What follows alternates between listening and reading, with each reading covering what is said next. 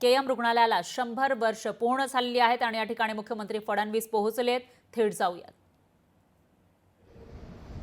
मंचावर उपस्थित असलेले आमचे सहकारी मंत्री मंगल प्रभात लोढाजी, मंत्री प्रताप सरनाईकजी, खासदार मिलिंद देवराजी, आमदार कालिदास कोळंबकरजी, राजहंस सिंहजी, अजय चौधरीजी, महानगरपालिकेचे आयुक्त भूषण गगरानीजी, डॉक्टर विपिन शर्माजी, संजय कुऱ्हाडेजी, आपल्या dean doctor Sangeeta Rawat, doctor Pathak, या ठिकाणी उपस्थित मंचावरील सर्व मान्यवर, समोर उपस्थित असलेले सर्व प्राध्यापक, विद्यार्थी, ॲल्युमनाय आणि या सर्व मेडिकल कॉलेजमध्ये काम करणारे अधिकारी, कर्मचारी, भगिनी आणि बंधूंनो,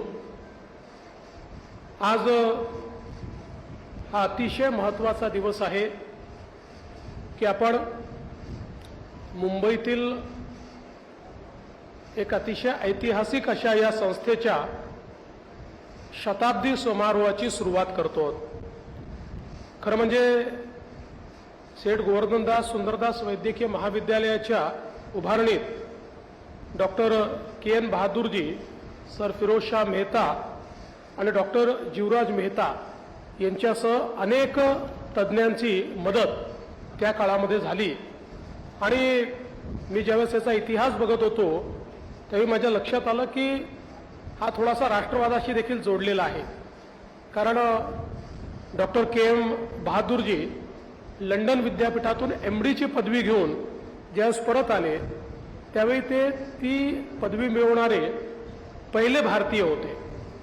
पण भारतीय असल्यामुळे त्यांना ग्रँट मेडिकल कॉलेजमध्ये प्राध्यापकाची नोकरी त्या ठिकाणी नाकारण्यात आली आणि मग त्यांनी हा निर्णय केला की भारतीयांना सोबत घेऊन अशा प्रकारचं एक वैद्यकीय महाविद्यालय आपण उभारलं पाहिजे।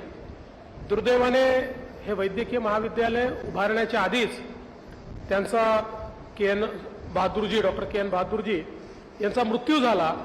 पण त्यानंतर मात्र त्यांचे जे सगळे सहकारी होते त्या सहकार्यांनी या ठिकाणी मेहनत करून आणि हे जे काही वैद्यकीय महाविद्यालय आहे उभारलं आणि आज त्यामुळेच आपण सगळे लोक याचा शताब्दी समारोह।